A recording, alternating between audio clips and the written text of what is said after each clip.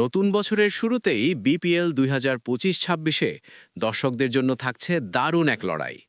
1 জানুয়ারি মুখোমুখি হচ্ছে শক্তিশালী সিলেট টাইটান্স ও তারকা সমৃদ্ধ ঢাকা ক্যাপিটালস। সিলেট টাইটান্স এ মৌসুমে বেশ ভারসাম্যপূর্ণ দল নিয়ে মাঠে নেমেছে।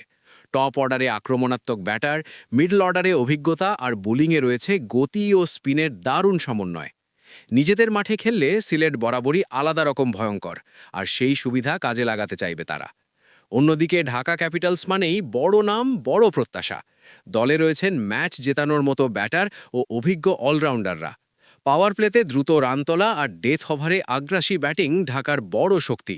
বোলিং আক্রমণেও রয়েছে আন্তর্জাতিক মানের পারফর্মার।